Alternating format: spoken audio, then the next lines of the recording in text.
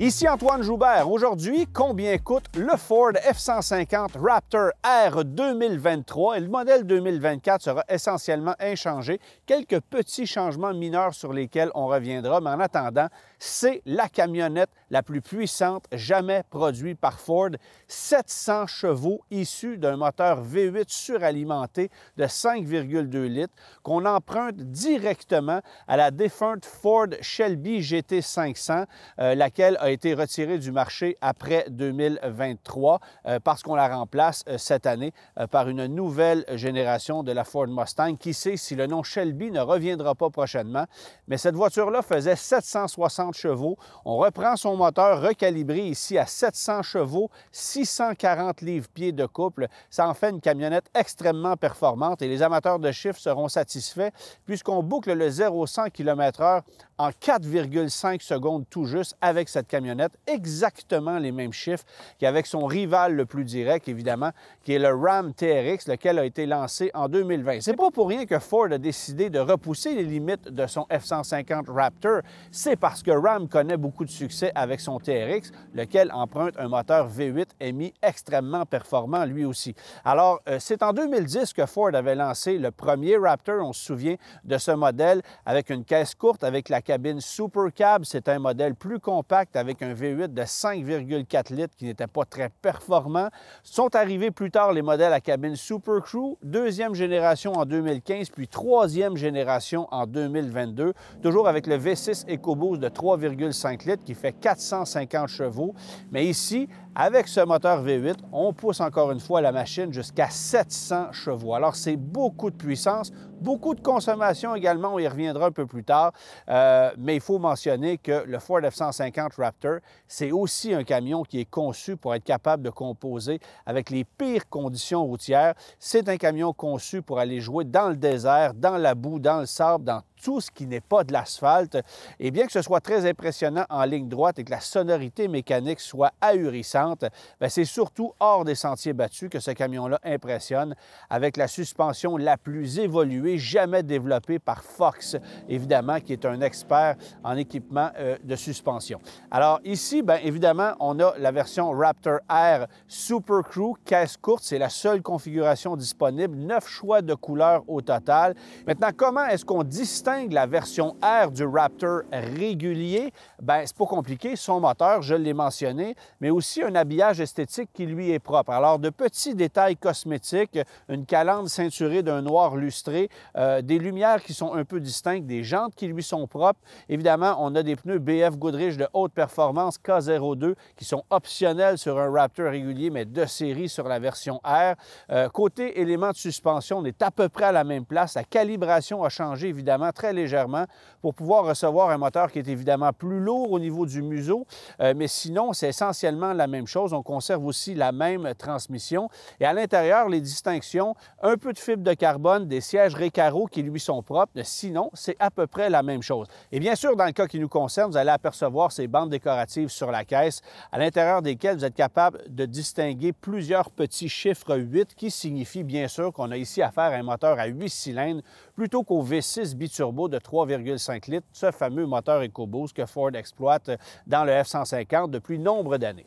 Je vous mentionnais un peu plus tôt que Ford n'a comme seul rival que le Ram TRX par rapport à ce Raptor R, c'est vrai. Dans le cas du Raptor régulier, on pourrait peut-être comparer le Chevrolet Silverado ZR2 à ce modèle, un véhicule qui, dans le cas du Chevrolet, exploite un moteur V8 de vieille génération, 420 chevaux. La puissance est à 450 du côté de chez Ford avec un camion plus léger et qui a certainement l'avantage d'avoir des éléments suspenseurs encore plus performants et plus poussés pour la conduite hors route. Alors, Chevrolet, ou du moins General Motors, n'est pas dans le coup dans le cadre de ce type de camion-là.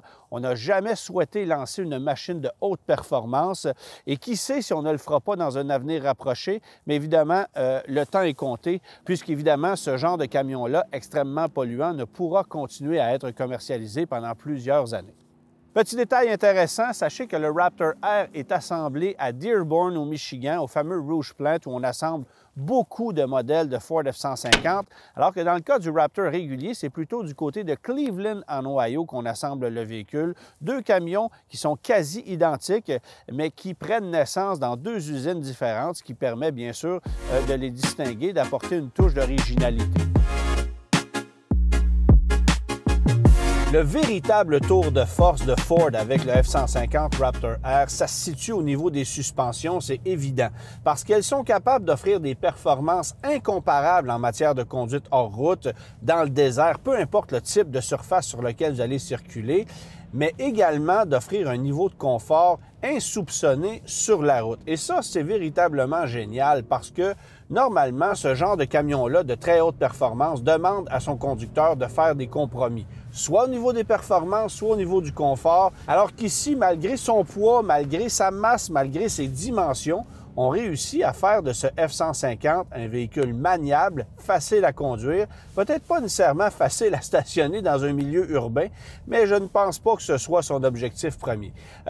Moi, j'adore le fait que les suspensions travaillent très bien, qu'on ait une mécanique qui est ultra performante, mais qui en même temps permet de conduire de façon très docile en amenuisant la sonorité du système d'échappement, parce qu'il y a 4 niveaux de sonorité qu'on peut sélectionner selon le mode de conduite que vous allez choisir, mais indépendamment de ça, vous pouvez décider au camion de se taire et d'être le plus discret possible. On a en plus une cabine super bien insonorisée. Alors oui, ce que ça veut dire, c'est que vous allez pouvoir lâcher votre fou, avoir un camion ostentatoire qui brille de tous ses feux dans les conditions les plus extrêmes, mais en même temps, un camion très docile à conduire au quotidien et qui est très maniable. Et ça, encore une fois, j'adore ça. Maintenant, la position de conduite, c'est celle de F-150, bonne visibilité, ergonomie irréprochable, les deux écrans numériques qui sont très bien pensés. Alors ça, il n'y a aucun reproche à faire. Je continue de détester ce levier de vitesse escamotable qui fait très bon marché. Lorsqu'on le sélectionne, on a l'impression qu'il va nous lâcher dans les mains chaque fois, mais Ford a décidé de l'inclure dans l'ensemble de ces F-150 et j'ose imaginer qu'un jour, on va s'en défaire parce que, disons qu'au niveau de la qualité, c'est un petit peu discutable. Mais sinon, position de conduite exceptionnelle, bonne qualité d'assemblage, un camion très solide, qu'on sent beaucoup plus léger que le Ram TRX. C'est probablement son plus gros avantage. Un camion un peu moins long, mais beaucoup plus léger dans les faits. C'est 180 kg de moins. Vous allez me dire que sur ce type de camion-là, 180 kg, ça fait pas une grosse différence, mais quand même, on le sent au niveau de la conduite, on le sent au niveau de la répartition des masses. Et parce que Ford a retravaillé la suspension à l'avant pour pouvoir accueillir un moteur V8 qui, évidemment, est plus lourd que le V6 EcoBoost, on conserve un équilibre très intéressant, ce qu'on ne va pas retrouver, honnêtement, dans le Ram TRX, parce que le poids du moteur émis se fait sentir et parce qu'il y a un débalancement au niveau de son comportement. Alors, côté maniabilité, on a un net avantage ici par rapport à Ram, mais au niveau des accélérations, c'est carrément du pareil au même.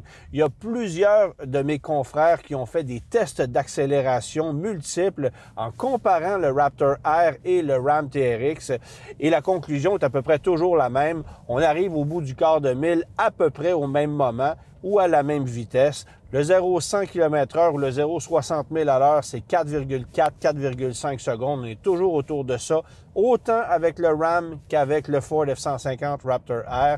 Alors, ce sont des machines de performance exceptionnelles, mais retenez ceci, si ces camions-là impressionnent à ce point, c'est bien sûr parce qu'on a une puissance hors du commun, mais surtout parce qu'on a des suspensions qui sont développées pour être capables de composer efficacement avec le poids de ce genre de camion-là et pour pouvoir se faire malmener à outrance sans qu'il y ait de bris ou sans qu'on ait l'impression que ce soit fragile. Ce sont des camions très solides et c'est clair que les ingénieurs de Ford se sont fait plaisir, peut-être pour une dernière fois parce que c'est évident que Ford ne pourra pas continuer à commercialiser un camion de ce genre-là avec un V8 qui, tenez-vous bien, consomme régulièrement 20 litres au 100.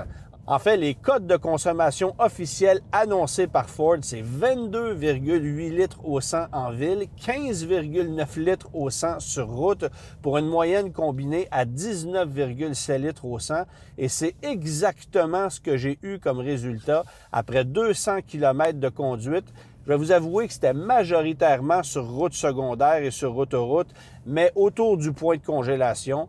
Alors, vous pouvez vous imaginer qu'en hiver, si vous faites beaucoup de villes, vous serez à 24-25 litres au 100 sans effort, alors que dans les meilleures conditions, l'été, sur route, vous serez autour de 16. Mais moyenne autour de 20 litres au 100 avec de l'essence super, bien sûr, ce qui veut dire qu'il vous en coûtera toujours entre 35 et 40 $ du 100 km pour conduire un véhicule comme celui-là. Parce que le litre de carburant super se situe entre 1,80 $ et 2 $ dépendant des périodes en ce moment et que à 20 litres au 100, bien, faites le calcul, vous êtes autour de ça.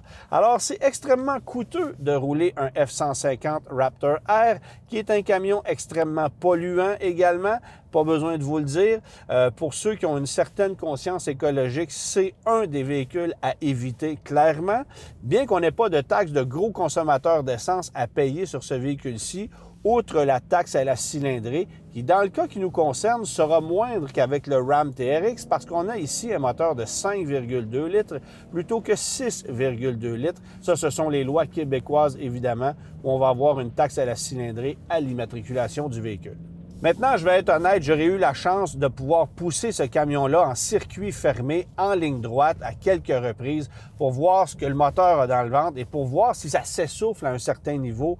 Et la réponse, c'est non. Il y a un limitateur de vitesse, bien sûr, à 190 km/h sur ce véhicule-ci, mais jusque-là, le camion pousse sans effort, avec un compresseur volumétrique qui chante sans arrêt. C'est d'une jouissance incroyable. Et je vous avoue qu'on peut même se faire peur, parce qu'évidemment, il y a les lois de la gravité qui rentrent en ligne de compte. C'est un camion très lourd, et rendu à ces vitesses-là, bien, on le sent, ça commence à être un peu moins stable, et disons qu'on pourrait le perdre assez facilement. Malgré ça, les suspensions font un boulot incroyable parce que les routes sur lesquelles je me trouvais étaient très inégales, très accidentées et avec un F-150 régulier, vous n'auriez pas pu faire la même chose. Il faut savoir qu'ici, on est équipé d'une suspension indépendante à l'arrière à 5 leviers. C'est extrêmement évolué comme suspension, sans compter la performance des amortisseurs. Alors, ça permet de gagner en stabilité. Et évidemment, bien, on a ici un F-150 avec l'empattement le plus court pour un modèle Super Crew, ce qui est certainement un avantage pour ce genre de camion-là. N'empêche, ça demeure un monstre incroyable. Mais je reviens sur le fait que c'est un camion extrêmement convivial qui peut faire office de véhicule familial. La cabine est très vaste, très spacieuse. Il y a tous les branchements nécessaires, toute la technologie qu'on peut retrouver. Et vous allez avoir aussi toutes les technologies d'assistance en conduite hors route. Pensez au Trail Turn Assist qui permet de bloquer carrément la roue intérieure-arrière pour diminuer sensiblement le cercle de braquage. Vous allez avoir une caméra qui vous permet de voir ce qui se passe sous le véhicule, donc une caméra de sous-bassement pour la conduite hors route, des senseurs avant-arrière, évidemment, bien, un débattement de suspension qui est exceptionnel pour pouvoir composer avec les pires situations. Alors, il y a des assistances à la conduite en hors route et il y a évidemment toute la technologie dont on souhaite avoir pour la conduite au quotidien, donc régulateur de vitesse intelligent, détection d'angle mort, changement de voie, obstacle en marche avant, marche arrière, assistance au stationnement également, ce qui est peut-être un peu pratique dans le cas de ce genre de monstre-là pour certains acheteurs. Enfin bref, c'est un camion qui combine beaucoup de technologies et qui offre un confort incroyable. Mais tout ça sans un prix, et on en arrive. Au moment d'enregistrer début janvier 2024, Ford n'avait pas encore relâché les F-150 2024 sur le marché canadien, probablement parce qu'il y a beaucoup d'inventaire chez les concessionnaires, quoique c'est peut-être un peu moins vrai dans le cas du Raptor R, qui est un véhicule d'exception et qui entre au compte-gouttes chez les quelques concessionnaires sélectionnés qui peuvent le commercialiser. Cela étant dit, il faut savoir que la version 2024 aura droit à une majoration de prix très légère, mais rendue au prix où on est là, je ne pense pas que ça agace l'acheteur qui s'intéresse à ce genre de camion-là, parce que regardez le prix du F-150 Raptor R, vous allez tomber en bas de votre chaise. Alors, Pour accéder à un F-150 Raptor sans option aucune, ça débute en 2023 à 105 275 $ transport préparation inclus. Alors ça, c'est avec moteur V6 EcoBoost de 450 chevaux. Vous souhaitez avoir la version R, bien, tenez-vous bien, l'option coûte 40 730 $. Je vous le mentionnais un peu plus tôt, et ça comprend bien sûr le moteur V8 suralimenté, les sièges Recaro à l'intérieur avec la fibre de carbone, quelques éléments décoratifs à l'extérieur, et c'est à peu près tout. Alors, c'est énormément d'argent pour pouvoir accéder à cette motorisation qui pousse évidemment la facture beaucoup plus loin. Et dans le cas qui nous concerne, bien, on ajoute un groupe d'options de 2 550 $ qui comprend le haillon arrière télécommandé et le toit ouvrant panoramique. Également, une option de doublure de caisse de 600 $, tout ça pour un prix de 151 550 $. C'est le prix du camion qu'on a ici. Évidemment, il faut ajouter à ça la fameuse taxe de luxe fédérale, laquelle représente, dans le cas qui nous concerne, 10 310 $ pour un grand total, tenez-vous bien, de 161 860 $. C'est le prix que vous allez débourser pour le camion qui est ici, avant taxe évidemment. Alors, vous trouvez que le Raptor R est dispendieux? Bien, vous avez totalement raison parce que c'est un camion qui est beaucoup plus cher que son plus proche rival, le Ram TRX, qui n'est pas donné non plus, évidemment, c'est un camion d'exception. Mais le prix d'entrée pour un Ram TRX avec moteur de 702 chevaux, bien, ça commence à 111 290 $, un prix à peine plus élevé que pour un Raptor avec moteur V6 EcoBoost. Alors, on n'est pas du tout à la même place. Et si vous équipez un Ram TRX carrément au bouchon, sans évidemment l'option Avoc qui est un peu spéciale, mais en ajoutant tous les équipements pour aller chercher à peu près le niveau de luxe que vous allez avoir ici, bien, j'ai fait le calcul, c'est 125 940 $ pour un Ram TRX tout équipé, transport, préparation inclus. Donc, une différence colossale par rapport au camion qu'on a ici. C'est 131 128 $ avec la taxe de luxe versus 161 860 $ pour le camion qui est ici. Alors, carrément 30 000 $ de différence pour un camion équivalent avec à peu près le même niveau de performance. Rendu là, c'est une question de goût personnel. Je vous avoue que j'aime personnellement la légèreté du Raptor R par rapport au Ram qui est un camion plus lourd et qu'on sent plus lourd. Mais est-ce que 30 000 $ supplémentaires, c'est justifiable dans le cas du camion qui est ici? Absolument pas.